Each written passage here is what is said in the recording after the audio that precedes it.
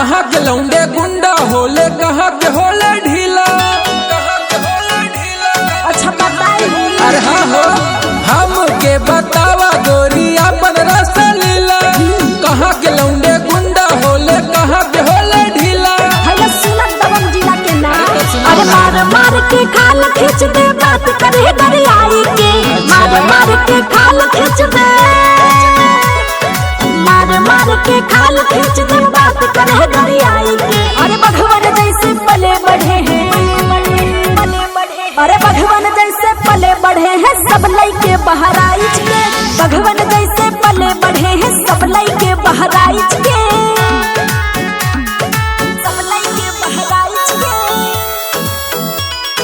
सब लइके बहराइच के।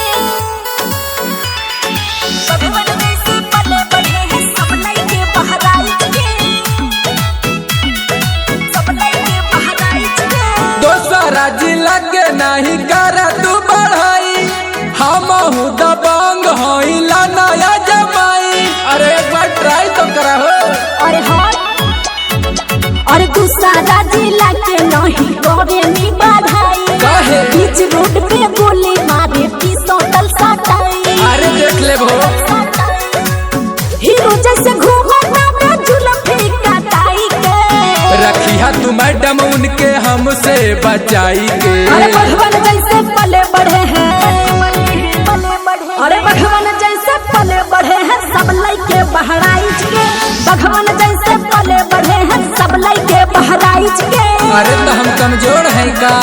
सब लइके बहराइच के, सब लइके बहराइच के। भगवान जैसे पले बढ़े हैं सब लइके बहराइच के, सब लइके बहराइच के। चली जब रहिया में सुनाए हो प्यारी, सबसे अलग बाटे हमर रंगदारी। अरे हमनी से बढ़ के रंगदार बकारे। हाँ हाँ हाँ, मन के राजा सब करे दे मन मानी। अच्छा, उन्हों के छपाता रोज पेपर में कहानी। मारी है खेत खेत बोला तो हो बचाई के। ढेर जनी बोला ना ताले जाइब उठाई के। अरे भगवान जैसे पले बढ़े हैं, अरे भगवान जैसे पले बढ़े हैं सब लइके बहराइच के। भगवान